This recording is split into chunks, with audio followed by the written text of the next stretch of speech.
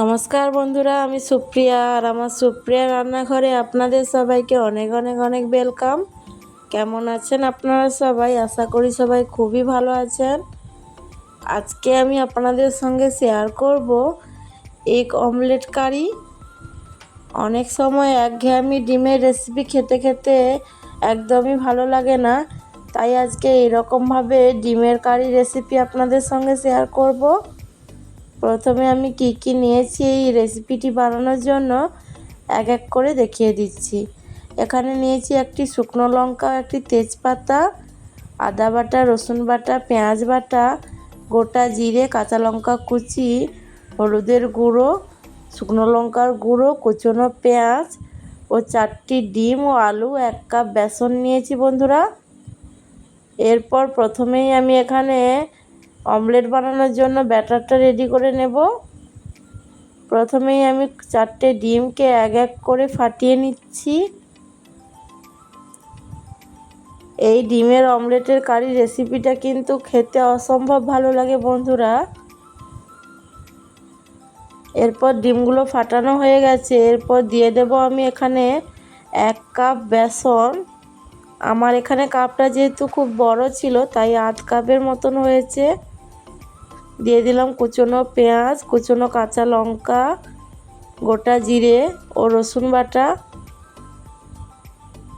দিয়ে দেব শুকনো লঙ্কার গুঁড়ো, লবণ ও হলুদ। সব কিছুকে দেওয়ার পর খুব ভালোভাবে আমি হাত দিয়ে মেখে নেব।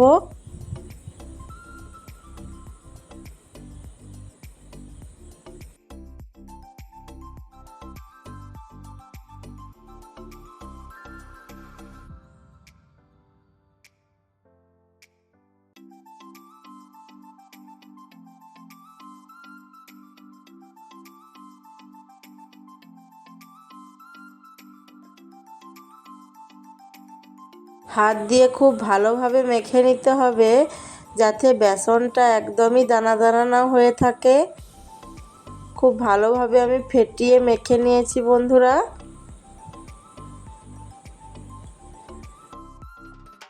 ব্যাটারটা আমার বানানো হয়ে গেছে। দেখুন, খুব বেশি মোটাও করিনি, খুব বেশি পাতলাও করিনি, ঠিক যেরকমভাবে দেখাচ্ছি সামান্য মোটাও সামান্য পাতলা মিডিয়াম করে ব্যাটারটা বানিয়ে নিয়েছি। আর গ্যাসের মধ্যে কড়াই বসিয়ে দিয়েছি। কড়াইটাকে কিন্তু খুব ভালোভাবে গরম করে নিতে হবে। এরপর কড়াইয়ের মধ্যে দিয়ে দিলাম সরষের তেল। আমি এই রান্নাটি সম্পূর্ণ সরষের তেলেই বানাবো বন্ধুরা। আপনারা চাইলে রিফাইন তেলেও বানাতে পারেন, তবে সরষের তেলে যে কোনো রান্না খেতে কিন্তু খুব বেশি টেস্ট হয়।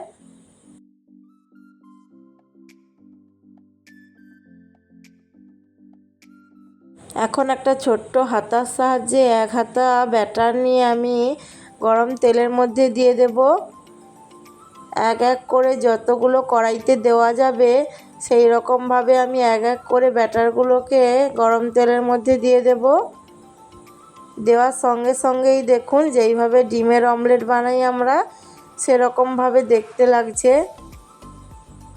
এগুলো খুব সহজেই উল্টে ফেলা যায়। সামান্য কিছু টাইম রেখে দিয়ে 2 থেকে 3 মিনিটের মতন রেখে দিয়ে উল্টে দিলেই কোনো রকম কড়াইতে লেগেও যাবে না আর কোনো কিচ্ছু হবে না বন্ধুরা।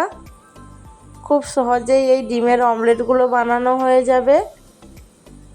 খেতেও খুব সুন্দর লাগে। আপনারা এগুলোকে এমনিও স্ন্যাক্স হিসেবে খেতে পারেন। টমেটো কেচাপ কিংবা অন্যান্য কোনো চাটনির সঙ্গেও এগুলো খেতে খুবই সুন্দর লাগে বন্ধুরা। এইভাবে আমি প্রত্যেকটা ডিমের অমলেটগুলোকে এক এক করে বানিয়ে নেব।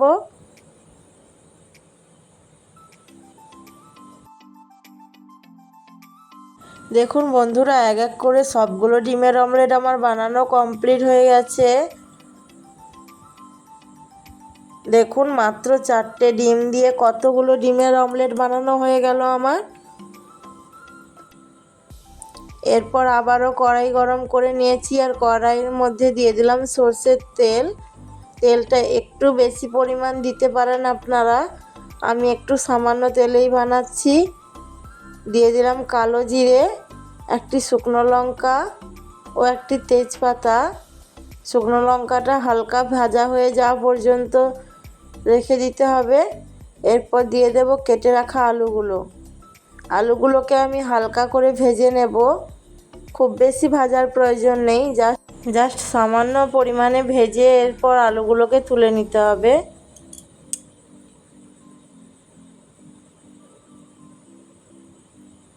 দেখুন আলুগুলো আমার হালকা করে ভাজা হয়ে গেছে। এখন আলুগুলোকে তুলে নেব।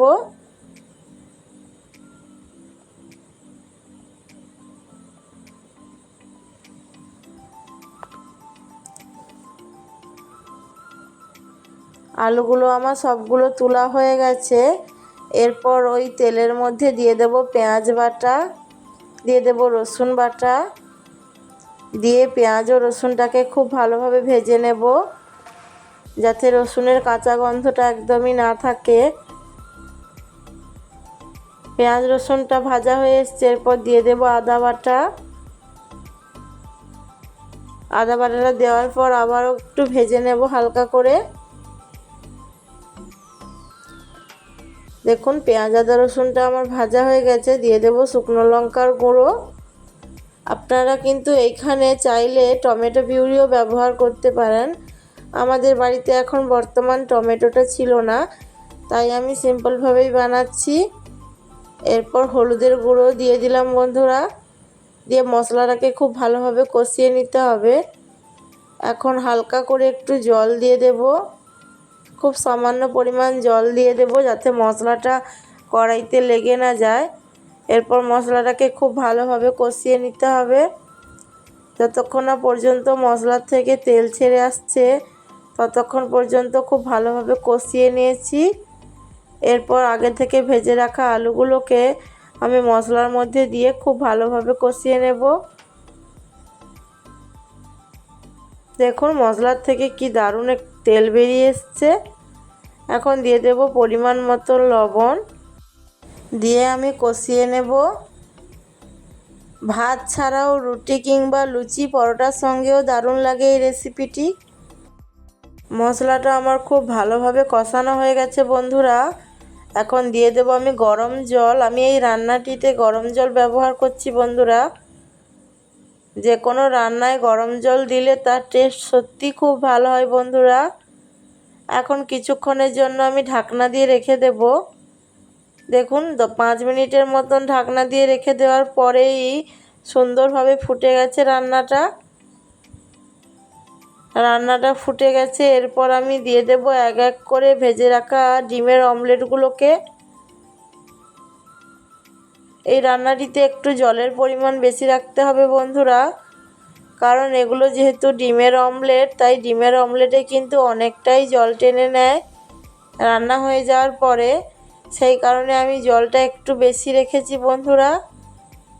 এক এক করে সবগুলো ডিমের অমলেট দেওয়ার পর আবারও 5 থেকে 7 মিনিটের মতন খুব ভালোভাবে ফুটিয়ে নিতে হবে, যাতে সমস্ত মশলাগুলো ডিমের অমলেটের ভেতর খুব ভালোভাবে ঢুকে যায়। দেখুন ডিমের অমলেটের কারিটা আমার একদমই তো রেডি হয়ে গেছে। কালারটা খুব দারুণ এসেছিল বন্ধুরা। আপনারা বাড়িতে এইরকমভাবে অবশ্যই ডিমের অমলেট বানিয়ে একবার খেয়ে দেখবেন। আশা করি আপনাদের খুবই পছন্দ হবে এই রেসিপিটি। একঘেয়েমি ডিমের ঝোল খেতে খেতে যদি মুখে একদমই রুচি না হয়, তখন এই রকমভাবে একবার ডিমের অমলেট কারি বানিয়ে খেয়ে দেখবেন। আজকের আমার এই ডিমের অমলেট কারি রেসিপিটি আপনাদের কেমন লাগলো অবশ্যই কমেন্টে জানাবেন। আর যদি ভালো লেগে থাকে ভিডিওটিতে একটি লাইক করে, আপনারা যারা যারা আমার এই চ্যানেলে আমার ভিডিওটি নতুন দেখছেন তারা অবশ্যই আমার চ্যানেলটিকে সাবস্ক্রাইব করে পাশে থাকা বেল আইকনটি বাজিয়ে দেবেন। তাহলে আমার নিত্য নতুন ভিডিওগুলো আপনাদের কাছে খুব সহজেই পৌঁছে যাবে। আজকের মতন এই পর্যন্ত। আবারও দেখা হচ্ছে নতুন কোনো রেসিপি নিয়ে আপনাদের সঙ্গে। ততক্ষণে সবাই খুবই ভালো থাকবেন এবং সুস্থ থাকবেন।